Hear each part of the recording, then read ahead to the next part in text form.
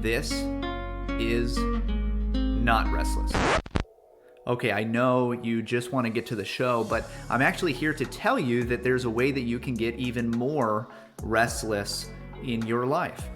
You can do that by going to patreon.com/therestlesspodcast, where there are 3 different ways, starting at just $3 a month, that you can both support this show and at the same time get even more content. At least 1 extra episode a week, and often more. Not to mention the Restless Telegram channel that you'll have access to 24/7 to interact with all the other patrons. If you want more restless in your life, this is the way. Go to patreon.com/therestlesspodcast. Okay, back to the show.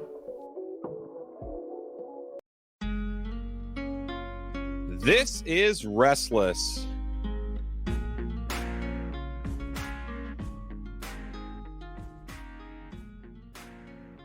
Welcome back to Restless, the postmortem on the young, restless, and reformed. It's October. I wish I had like a good reformed pun to make on the month of October, Pastor Michael, but I don't.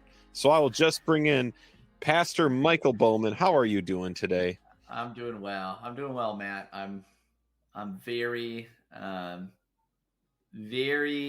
glad to have the Monday that I've had. We're recording on a Monday. I don't know when these always come out, but it's been a really good day, refreshing, enjoyable.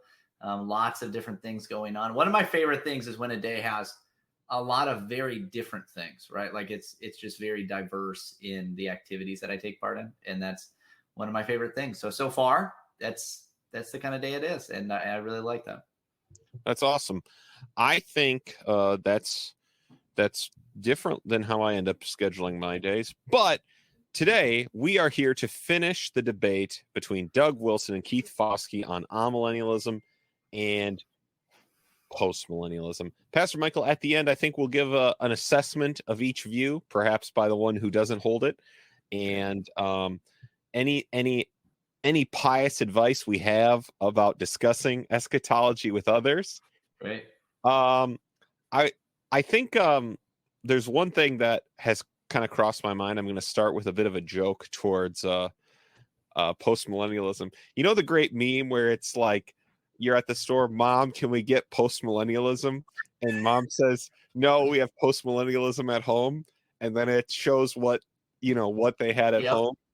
So I think the postmillennialism most of us end up with at home, this great golden age we're waiting for, is just them turning everything into pumpkin spice. I think that's all the actual evidence anyone has for the world being better. Is just the other day they got me with one. They never get me with the pumpkin spice things because I am not a suburban woman in my 30s. I'm a suburban man in my 30s. But they make pumpkin spice eggnog now. And so they release eggnog early. And as an eggnog appreciator, dude, eggnog is so good. I was like, dude, eggnog in October, let's give it a try. Yeah, I think I prefer normal eggnog, but but anyways, eggnog is so pungent and flavorful if it's done well. Anyway, right? Like there's a lot of flavor going on. To then just take that and then add pumpkin spice, seems a little extreme. The pumpkin spice appreciators are an extreme group, though, to be fair to them. So, anyways, we are here though to do eschatology. Pastor Michael, just so everyone knows, does hold to a form of postmillennialism, and I hold to a form of amillennialism. And we are listening to a debate, though debate is a generous word. Yeah, I've been told that toward the end, they kind of get to a couple things where they really do have maybe more substantive disagreement. But even that, it didn't sound like it was much. Yeah, I don't think we're gonna get the evening of eschatology fireworks. I brought this up in our Patreon chat that the first time I became aware, so I'm thankful that Desiring God did this at one of its conferences years and years ago, probably 2012. They did an evening of eschatology, And Doug Wilson was the one there actually representing postmillennialism. John Piper, though a premillennial guy, was not representing it. And Sam Storms was doing amillennialism. And no offense to Sam Storms, but after I watched it, I was like, I'm never going to hold the view that guy did. Really, Matt, you got to stop doing that, man. I know. Every time I end up doing it, I don't think he did the best. Sam Storm's on millennialism too, although he has kind of, he has brought quite a few, particularly young men from within New Calvinism into the amillennialist fold. My understanding, anyway, is that his amillennialism is not really a historic amillennialism. It's pretty particular. I don't know exactly why that is. I've just heard that from a number of Reformed thinkers, that his amillennialism is not quite the historic understanding of amillennialism, but I don't really know why. It is interesting. I've never read his book because of how he handled himself in that night. So again, especially at that time, especially to the Desiring God crowd, your amillennial and postmillennial views are the minority there. That's what people are unfamiliar with. And so he was trying to forcefully present amillennialism, and the premillennial guy was objecting, and Doug Wilson was objecting. And as you can tell based on this video, Doug Wilson was just having a good time. He was. And Sam Storms was not. And no. John Piper had to be and the other guy too from South. There was a guy from Southern, and nobody remembers who he was. But he also was pretty intense. Yep. And Sam Storm, I just remember the one point where Sam Storm says something like if I held the premillennial view, I'd have to deny the inerrancy of Scripture. Exactly. And John Piper says, "Don't say that, Sam." He's just do like, that. "Don't say stuff like that." So that was the moment where, by the way, that would be fun. We should. Be fun to watch. Actually, please let us know. Message us. Let us know if you would enjoy us watching that, or at least parts of it. But yeah, that was, again, I think the way he acted, though I do know he has brought a lot of people into amillennialism, I think he set back amillennialism a few years when you announce, hey, these highly debated views, if I held one, I'd deny the inerrancy of Scripture. And everyone goes, no, you wouldn't. You're just like, nah, that's not how we handle this. So, all right, well, let's go back to this much less spicy debate so far. The last thing we heard was Doug Wilson talking about how there will be pain even in forms of postmillennialism. So I would guess we're going to hear something from Mr. Foskey next. That's very helpful. I was when both of you were talking about the evangelism and the imminency of Christ, I wrote down the word urgency. I think there's an urgency in premillennialism for evangelism. There's an urgency in postmillennialism for engaging the culture and winning. Keith, I'll ask you this, and then Doug, you can give an answer as well. What is the urgency, the sense of urgency, given your eschatological position, amillennialism? I'm going to stop you right there because that was a weird question. Yeah. Pastor Michael, would you agree that is a strange question? It is. It is a strange question. Also, the fact that because he said premillennialism, right? I didn't hear that wrong, did I? So he said there's an urgency for premillennialism, for evangelism and premillennialism. Yep. And then postmillennialism, an urgency for cultural engagement, which I'm not sure that's right. I'm not sure that that's true. Also, that sounds weird, right? Like that does sound weird. But then it just leaves amillennialism kind of. Well, and that's why he's asking Keith, because I think I love this. This is a great example, and I'm going to try and say this very winsomely and not become the Sam Storms of this. This to me sounds like a question of someone who perhaps has gotten very excited about a certain kind of eschatology and is not particularly informed about maybe the right way to think about how these things end up working out. Yeah. Because Man, I think this is an important question we need to come to at the end, right? I think we need to get, well, this is something we'll come back to. So I will tease it now. We need to talk about, let's say Pastor Michael and I, in that great, glorious day, someday we are working as pastors together, same church somewhere, right? I don't know. It'd have to be La Crosse because I don't think Pastor Michael's ever moving. I'm not planning to. So we need to ask, what, if any, practical difference it would make for us to hold our differing views, assuming we both hold the same view we do now. Then what let's come back to that at the end, because he has just, it's a good question. He has just described, apparently there's something very different. Now, different between postmillennial and premillennial, and what probably he's like, I don't know what this other guy's gonna say. Do you have any urgency, or are you just kind of a blah person? Most amillennialists are, but and like that's not their fault. That's but do you accept the premise, even the premise that he's describing of these others? And tell us. And I was going to say that, I don't know what Foskey's going to say, but I don't think, I do think that premillennialism may for a time create a kind of urgency for evangelism. I'm not sure that actually holds long term, but I will say that, there's a lot of evangelism and missions that's done around the world, often in the name of premillennialism. Like, this is happening soon. We better, we got to make sure that we tell people. That's true. Although, honestly, in my experience anyway, a lot of folks that get really excited about Christ coming back any moment now, look at what it says in the newspaper, they're usually less interested in evangelism and more interested in, hey, look, this war just broke out in Ukraine with Russia. That must be Gog and Magog. And this is what, that's what they're interested in, not actually, hey, we need to make sure that we start telling people about Christ.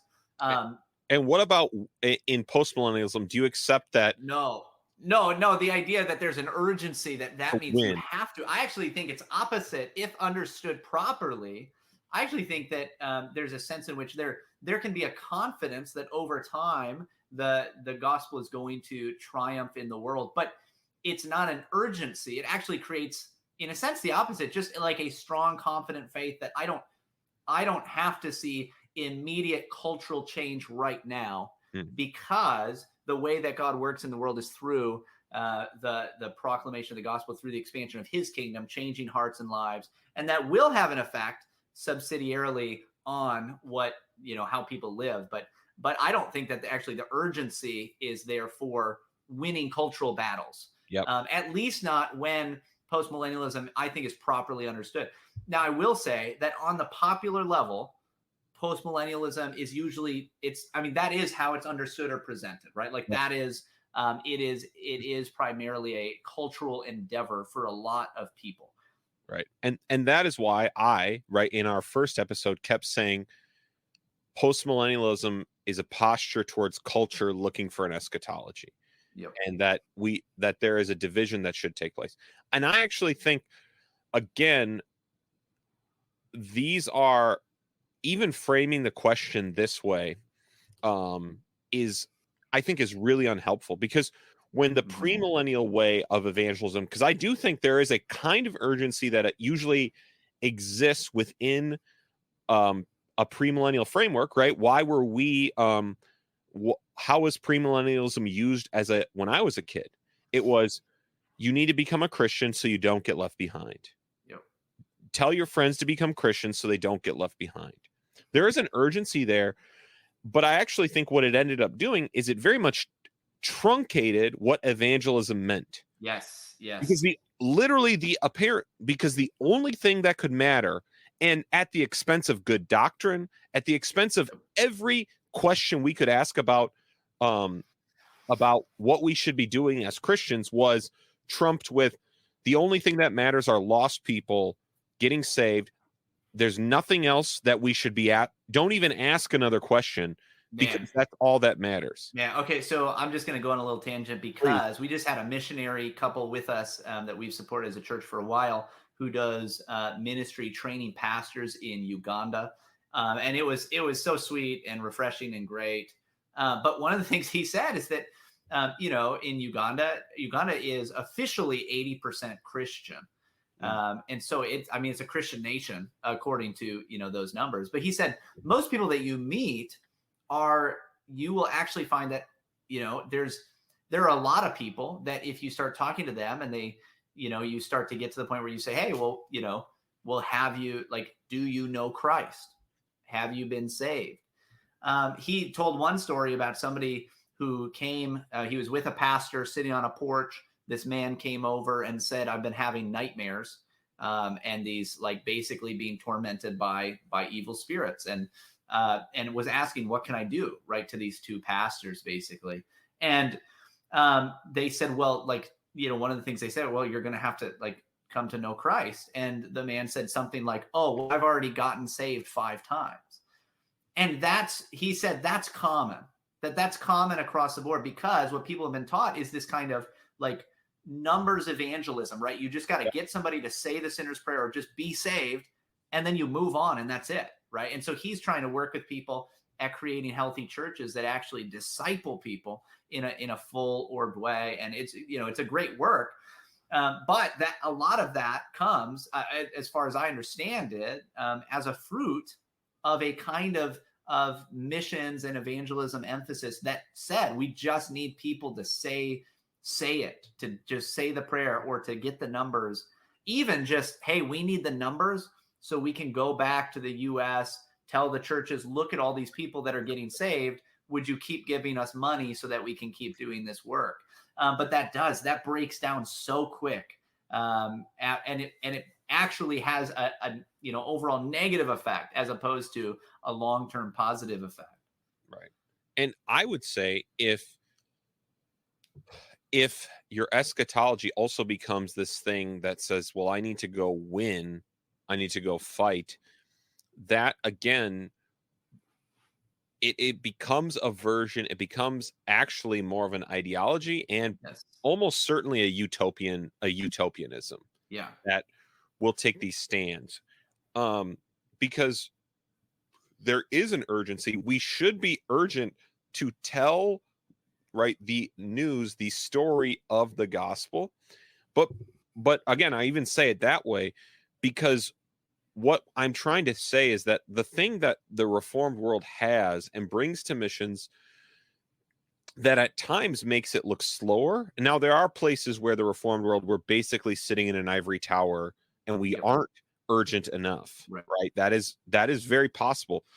But this idea that I need to tell the story of the gospel, and I'm telling it as public proclamation. I'm saying that everything needs to be reorganized because Jesus is out of the grave. That does have implications for specific lost sinners, and is obviously a major focus, is a major part of what we're doing. But it also has things to say to families, has to say things about organizing churches, teaching people to obey, right? It does have things that we're going to announce to other institutions in our society. I mean, it's the Great Commission, right? Exactly. All authority in heaven and on earth has been given to me. Go therefore, make disciples of all nations, baptizing them, right? And we kind of get to that point. There's this idea of, okay, well, we evangelize, person gets saved, quote unquote, maybe they're baptized, but then it stops. Right. But the Great Commission goes on, and Christ says, teaching them to obey everything that I've commanded. And so, like, there's a huge hole if the urgency is a kind of urgency that just says, well, we just need them to do this quick thing. Right. No, like what Christ commanded us to do is the kind of thing that is expected to take time, to take effort, to enfold this person into the life of the church, to shepherd them, and to truly disciple them, meaning making them more and more like Christ in every area of their life. Like that is the purpose, in a sense, of missions, right? To make proper worshipers of God. Yes. And of course, I affirm, as Michael said earlier, that reconciled people to God will affect their families, their cities, their nations. No problem with that. But the Great Commission does not include own the libs, right? It like those aren't, that's not part of it. And so I think that again, it's just But I'm still gonna own the libs by fine with discipling me. people. I mean, I'm it's just a nice like added bonus, is all I'm saying. But this question that we've now talked on for more than 10 minutes was particularly bad. It was not good. It was not good. So we'll hear what Keith says. What gets you up in the morning? Well, I would Pumpkin spice. No, it doesn't get me up in the morning. say both of the things that you said are true of amillennialists, and I don't know if I said this earlier. I don't think I did, but sometimes the post-millennialists are called optimists and the premillennialists are called pessimists. And if that's true, then I guess we're the realists. And so we. Well, I'm glad that's settled. So we have the reality that we are going to continue to preach the gospel and continue to expect that there is a binding of Satan through the preaching of the gospel. There is the flourishing of the gospel throughout the world, and we're seeing that in not necessarily in the United States, but even though it is the gospel is going out in the United States, but in other parts of the world, it's flourishing, and especially where it's persecuted, it's flourishing wonderfully. And so we're thankful and getting up in the morning and knowing that we're supporting missionaries that are going, and we're holding the rope for these men who are going into these terrible places, and we're sending them, and we're thankful, and still standing outside of abortion clinics like I have done and will continue to do, and continue to preach the gospel in the open air as we do at our church. These are not things that are opposed to the amillennial view. Like I said, when it comes down to brass tacks, there may not be that big of a difference between us in the sense of how we do ministry, because I think we both have the same goal, and that's that the world would hear the gospel and that Christ would change hearts, and through that change this world. It's just what extent are we going to see that change? Yeah. All right. So he finished his answer. I can tell because the moderator's about to ask another question. So I'll go, way to go, Keith. We get it all. We do it all. The amillennialists do it all. The only thing that is worth mentioning, I think he basically shared something very similar to what Pastor Michael and I said, that we don't want to pit these things against each other. Yeah. There are completely appropriate ways to be involved in both. I would say that one perhaps emphasis, if I can talk about a cultural emphasis that is related to amillennialism, again, you will hear in the way I keep talking, I end up making a very, very modest claim when I talk about amillennialism. They've talked almost nothing about the book of Revelation, which appears to be like the actual thing we would need to discuss in a debate like this. I think the one thing you hear in his answer that might be related to it is there is an emphasis he's making on the spirituality of the church's mission, the specific mission of the institutional church being declaring the gospel, right? Preaching at abortion mills. Everything he's talking about is the church doing, is the church engaging in its spiritual mission, which is, again, not primarily related to outcomes in the world, but are primarily related to the proper declaring of the gospel, teaching, administering of sacraments, which is not something, which is perhaps an emphasis they particularly take and try and protect. But of course, it's something Pastor Michael and I would be in complete agreement on. And the place where Pastor Michael is, gets to tell amillennialists, call them downers and all that, is where for a reason I literally can't understand why, they tell individual Christians, well, the church is doing this, it has a spiritual ministry and mission by God, and I guess that's all you should care about too. Like it appears like there is a kind of amillennialism that basically tells a Christian magistrate apparently wouldn't have much of a job. A Christian in their neighborhood, their families, there's apparently not much of a creational or redeemed new creation purpose there, which is not good. And this might be where we start finding it coming together with radical version of the two kingdoms that are. Yeah, I was going to say, I mean, and this is where there is a lot of amillennialism, and this is, you know, where I think it's fine to like bring it down basically to the exegetical level of various eschatological texts, because it does seem to me that there's a lot of modern amillennialism that does basically share a huge portion of their thinking with a kind of premillennial ideals of what the text would call us to do. But I think you're right. It's in part because it's tied to these other ideas about the nature of the kingdom, you know, radical two kingdoms kind of stuff. There's, you know, this understanding of the spirituality of the church that becomes much more than that doctrine ever really taught or meant, but becomes this kind of all-encompassing, like, because the church is a spiritual institution, because you're a part of it, therefore, like, that's true of you too. Like, you don't live in the real world anymore, at least not in such a direct sense that you need to be active and involved in it or should care at all. You know, that does seem to happen pretty regularly today, and that's a bummer, man. That is a downer. Yep. All right, let's keep going. Right. Can I break in just a second, and then I'll give Doug you can respond to that. So Keith, you're telling me that it's legitimate for a pastor to call his civil magistrate to legislate in a certain way, say abolish abortion rather than regulate abortion. Would you agree with that's a legitimate thing for a pastor to do? Once again, just can I just go on record? Brutally bad question.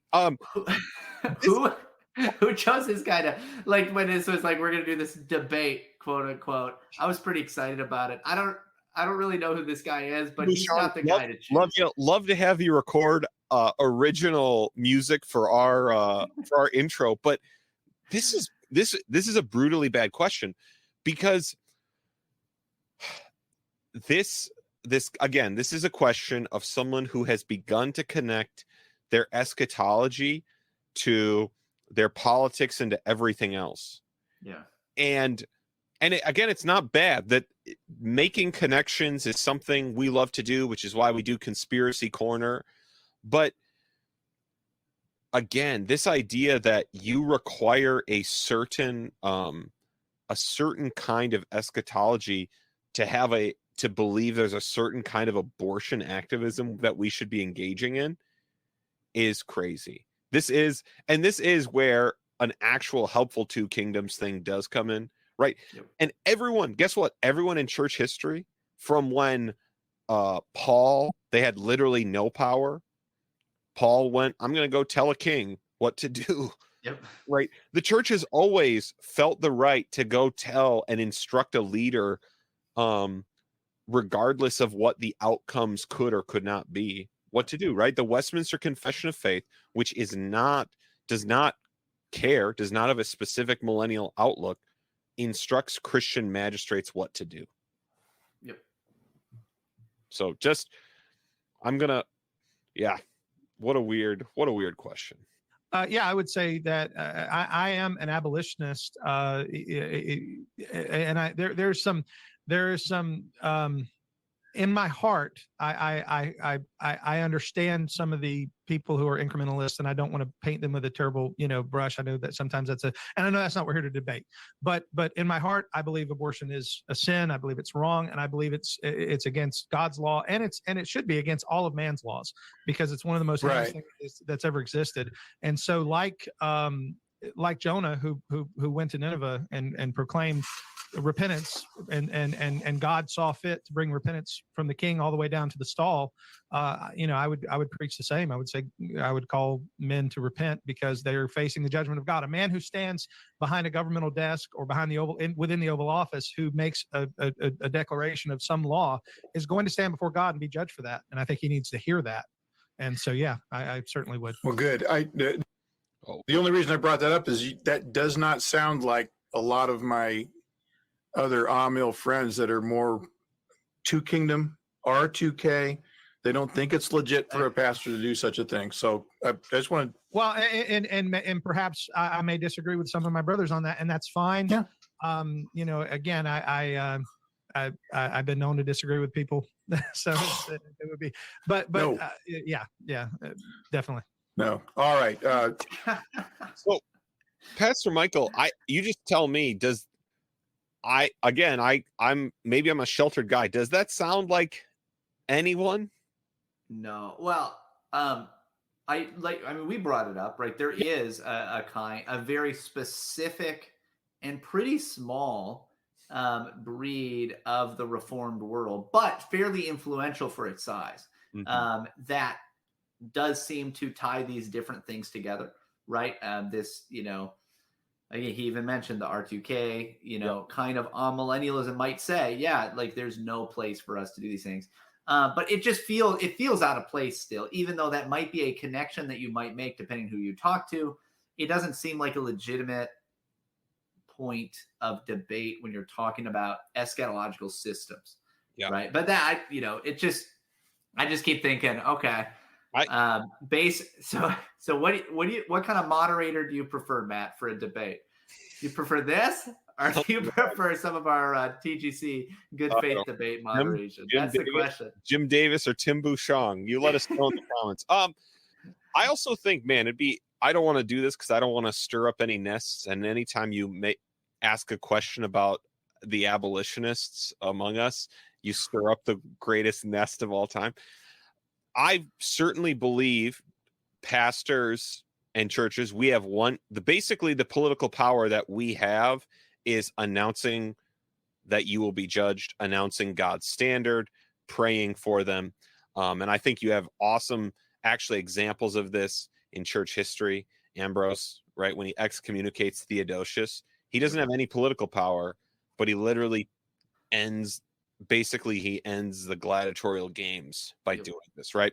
So by using the spiritual power of the church, right? And like not by branching into, not by saying, hey, I would like to try to hold some new office in the Roman Empire, and I would like people to support me in that. Not by saying, hey, everybody grab a weapon and we're gonna do this. Not even not because at all times, for all reasons, some kind of actual use of force would be wrong, right? Like that happens at times, but because that's not his role exactly as a pastor, right? His role is spiritual in nature. Yeah, this is my precise point and question. I think that is the church's political power, what we just described. But what I've realized is that abolitionists and potentially the Tim Bouchon popular level of postmillennialists think that's the only kind of political power that we can use and actually that matters. And that I don't think is the case. Yeah. So this is where I think this comes up. And I'm not, let me say it this way. I am not 100% saying this is wrong every time or something like that. I think that what is happening when that does take place is basically because leadership in a lot of other forms has just fallen apart. Sure. Like it's community leadership. Basically, for most people, it exists in the church with their pastors. Mm-hmm. And so they look to them for leadership in these things. And that is not actually, I think, the worst thing. I don't think it's horrible. I think it makes sense. I don't think it's ideal. I don't think that, for instance, it's ideal to have pastors who are also political leaders. I don't know if I'm ready to say that you shouldn't do that, only because I think there are situations today where it might be like I don't know who else is doing it right now. There could be good, maybe not ideal, but maybe it should still happen. I do think there's a huge danger in making the pulpit basically a place for political rallying cries, to make the church subservient to earthly political programs. I think that's really dangerous. For multiple reasons. Most important is because it does very often lead to taking the church off its actual mission, right? The actual purpose, the spiritual and declarative role of the church in this world. I think that that's so central and so necessary for salvation, for everything, that to remove the church from that mission is incredibly dangerous. And yet I'm not willing to say that it's always wrong or something like that. And honestly, think about this. So a lot of the abolition movement, which I love these guys in the sense that, like, if there was a button in front of me right now that said you can outlaw abortion 100% across the nation or across the world, would you do it? I'd hit it in a heartbeat. Wouldn't hesitate. Like, all of me wants that, right? I also despise. You lose all your wealth. You lose tons. Like, whatever it takes. Like, that's like, I'm ready to do that 100%. And like, I also hate the grifting of so much so-called pro-life organizations that really don't want to outlaw abortion because it would lose them all of their money and funding. That is real. I've seen it. I know that that's real. So I also despise that kind of stuff. A lot of times, though, I think this stuff takes root in more Baptistic circles where there really isn't a place for the state. You know what I mean? Like, there's just the historic understanding of church state, two kingdoms, like any of those sorts of things. I just don't think that there's really a significant place for the role of that, because a lot of Baptistic theology was formed under the persecution of states, right? So the state is often seen in pretty much a negative light. So if anything good has to happen, well, maybe it has to happen through the institution of the church. And this is the actual danger of this kind of postmillennialism.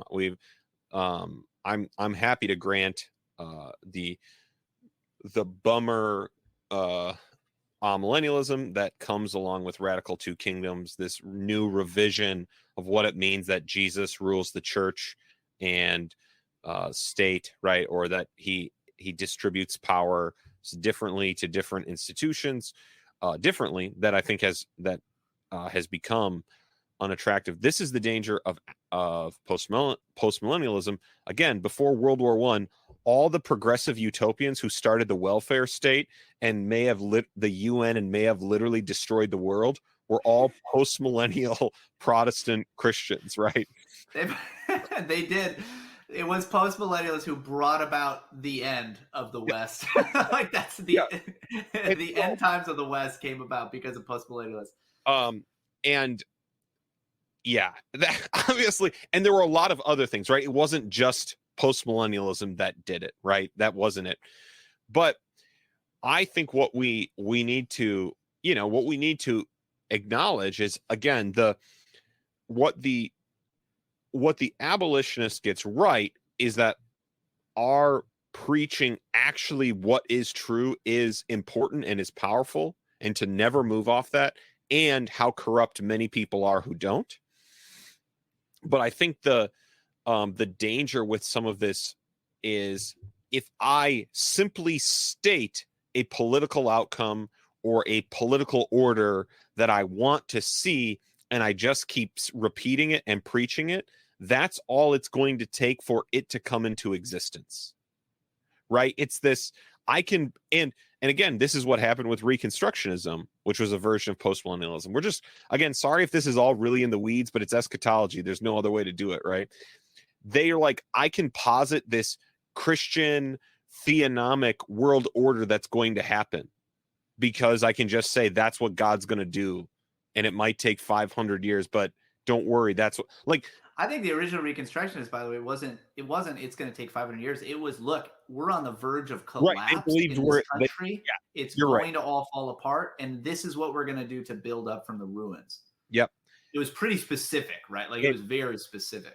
And I think that a politics in otherdom requires us to take the world as it is, to accept people in and social orders as they are, that Christ rules and can work through, right? Like, this is why we don't need to get rid of monarchies when people become Christians. We don't need to change forms of government. There are ways that the Christian church and Jesus Christ can rule through these different things, right?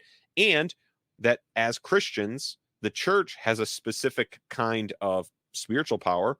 We as citizens need to act as citizens. We need to have a certain level of political will, right, in terms of culture, right? That there is a place for incremental saving of lives and changing of laws and these kinds of things, even And if, at times maybe like great to have like full overhaul. Like, of course, man, we can just do this, and we're gonna do it.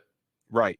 And again, not because these are the goal, but because again, when you come to culture, when you come to the world, you come to it as you are, right? So the Christians who start the pregnancy center, right? That is, well, that's not taking a sledgehammer to legal abortion.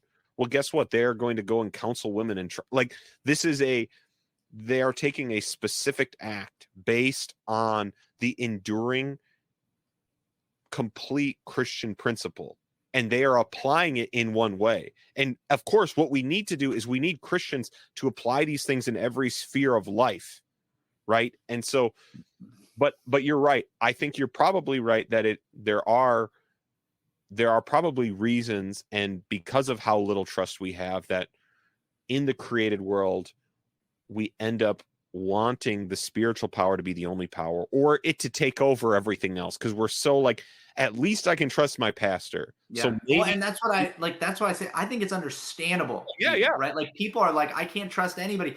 All institutions are falling apart.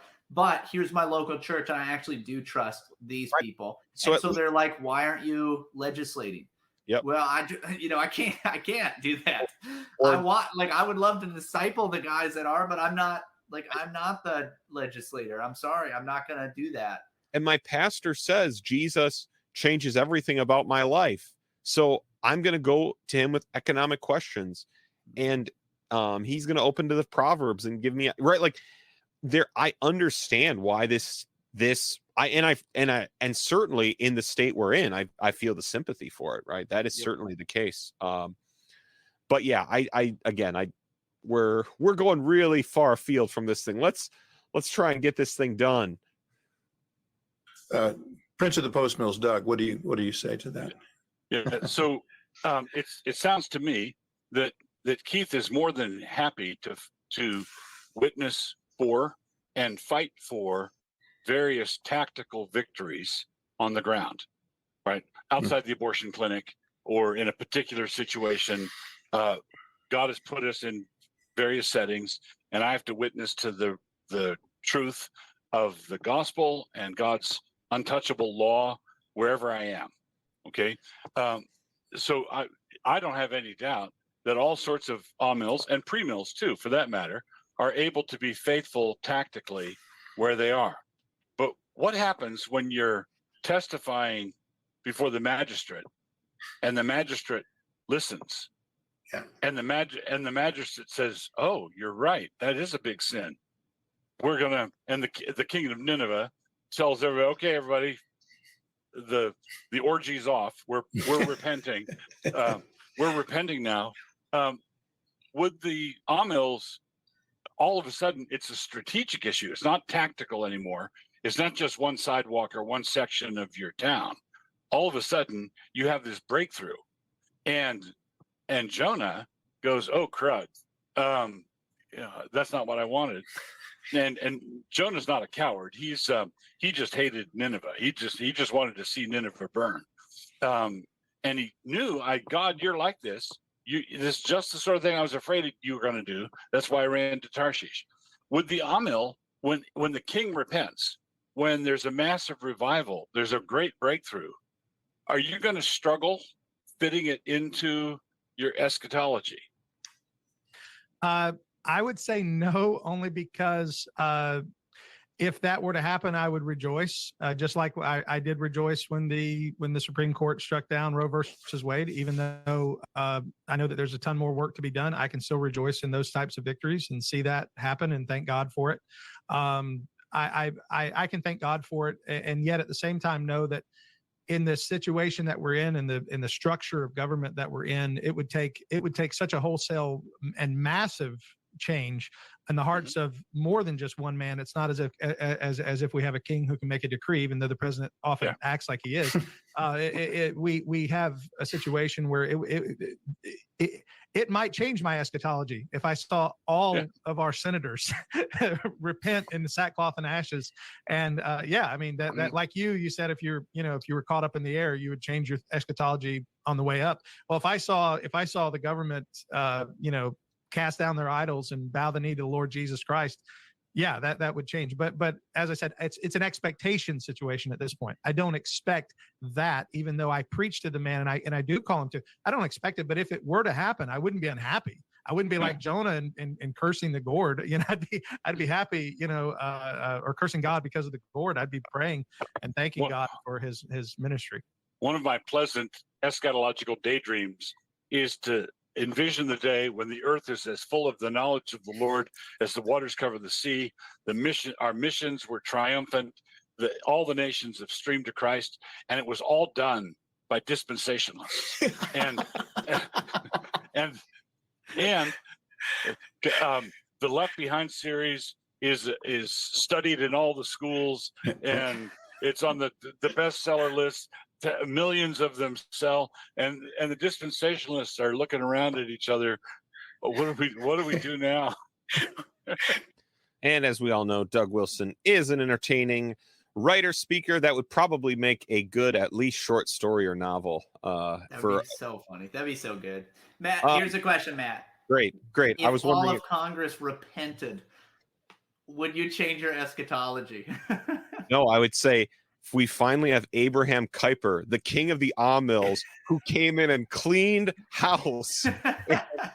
We have because I mean, maybe I don't know, but yeah, this is my now I'll say if there is a stripe of Amills that would be like, oh no, what are we gonna do? Christianity has once again taken the center of Western civilization or our country or our whatever, and would find that a strange position to be in, then you probably have a strange problem, right? Like the Westminster Confession of Faith was written by an act of Parliament, everybody. And if you're like, well, that doesn't fit with my version of the kingdom, then then what produced the theology that you believe is the most widely held Protestant document in history, held by the most Protestants today of any, and is the clearest description of both biblical doctrine, which we call the Reformed faith, then it was written by people who completely disagree with the role of the church and the state with you. Your apparent end times theology would never have gotten us the Westminster Confession. So I think that there is if you actually have a problem with that, there is a view. Obviously the reason I bring up Abraham Kuyper is he had a clear view of how he was going to engage and literally win the entire legislature. But I think the Amill answer is that, but that doesn't signal the end. Right. That actually just signals discipleship, and that as we should have expected, guess what? Amsterdam and the Netherlands aren't anymore. They're nothing like that. They would probably, at most European countries, would put Abraham Kuyper in prison if he was attempting his newspaper Christian political party today. Right. And so I think that is what we expect. We expect the gospel to have that kind of fruit, and we expect that there to be active rejection of it. That both of those things are possible and going to continue in this age. So that's my answer to your question. Great.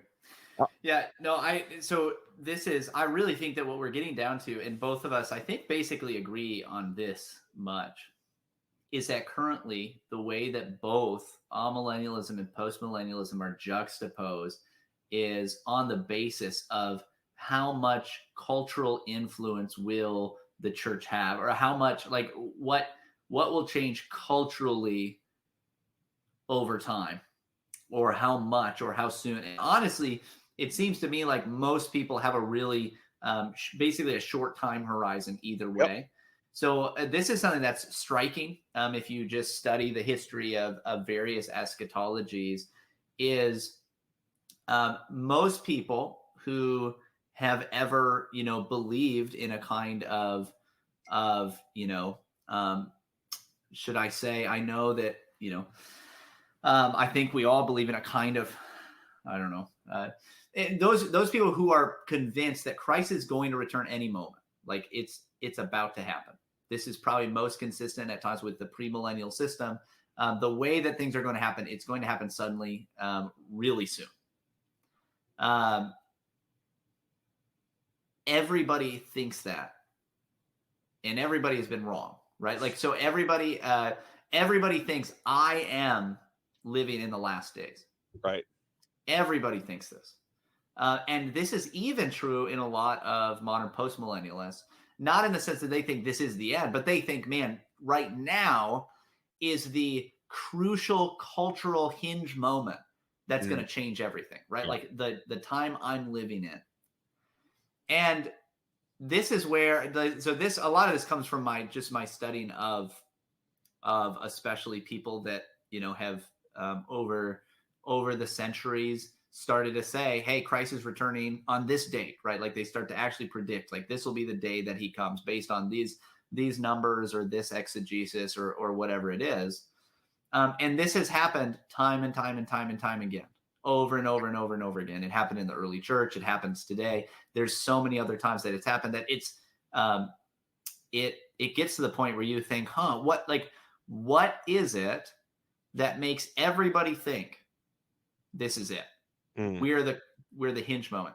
And I'm pretty convinced at this point that most eschatology, no matter what position it says it holds to, right? Like whatever position somebody says, I think one of the biggest factors in most of them happens to be the current cultural system that the person's living in, right? Like it's for the vast majority of eschatologies, cultural situations dictate how you think about this rather than exegetical judgments, right? Like that just seems to be the case over and over and over and over again.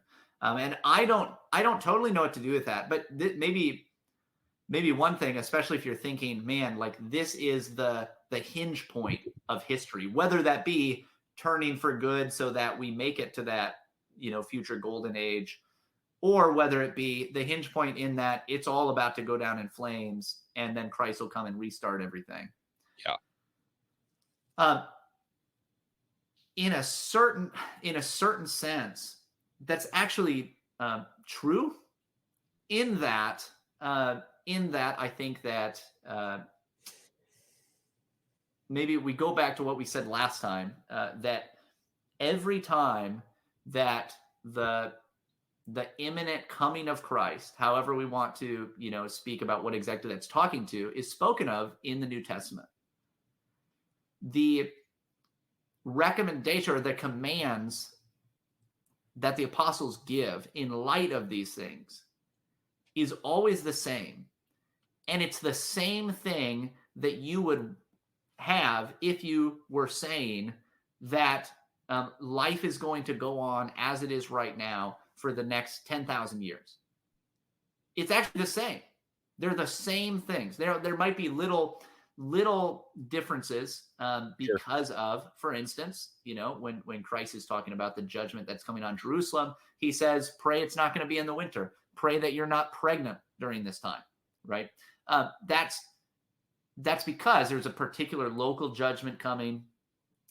There's going to be maybe slight differences in how you live based on something like that, and how you understand that. But overall, the things that are encouraged in light of the coming judgment, in light of the fact that we will all be standing before Christ on his judgment seat, in light of the fact that he will come and we will be caught up with him in the clouds, the commands are always the same. So live obediently, right? So like, it's not the question about urgency. The urgency should really not be placed in any way on the time. Like, okay, any moment this is going to happen, or we really have to push things because this is the hinge point of history right now. My life is the hinge point of history. The urgency is actually more so put on, you want to be the kind of person that when you meet Christ, you're not shocked by who he is or what he's like, because you've already been living in the light of his glory, seeking to be transformed by that glory throughout your life, right? You're seeking to be holy as I am holy, the Lord says, right? Like that's what you've been doing anyway. And so if Christ returns tomorrow, or Christ returns in 10,000 years and you die and you go to be with him when you're apart from your body, guess what? It's the same either way, right? Like, it is the same way that you're counseled to live. Now, I do think that Scripture speaks to the nature of what the world will be like when Christ does return, and so I have my own view on that, but I do think that either way, the commands, what you should do, is the same. It's not, hey, this is going to happen any moment, so you need to go change the laws in your country, or hey, this isn't going to happen for a long time, but we need to change it right now. Either way, it's actually the same kind of faithful living. That may include some of that, but anyway, I'm just thinking about that again. I know I ranted for a while there. Ladies and gentlemen, we got him. I think Pastor Michael to accept Amill. It's not true. Join us next time when we finish this. No, so what I will say. All right, tease our next episode, because this is getting broke. We are breaking. Are we breaking it up again? I do think that we're actually much closer than you think. The differences seem more extreme when the debate is dispensationalism or postmillennialism, dispensationalism or amillennialism. Like it seems more extreme. I actually think that amillennialism is probably more so a species of postmillennialism, but we can talk about that more. So thanks for listening to us. If you want to hear us this week, Monday, we released us discussing some dispensational conspiracy theories. That'll cost you $3 a month, ladies and gentlemen. Pastor Michael, is that 25 minutes of insanity worth joining the Patreon, at least with a free trial? Even if that's not, if one is not just sign up, that's $3. Not only do you get that, you get every patron episode released to that level. Or what? How long have we been doing this? Yeah, at least 25 reactions to Mark Driscoll sermons. If you join at higher levels, there's even more. And you can join us in talking on Telegram. We have got to come back to this because I have to explain to Michael the Amill answer of why everyone thinks they're in the last days, whatever that means. And we have to find out how big of a difference we are going to conclude it is. We've got just about 5 minutes left in this video, so we will catch you next time.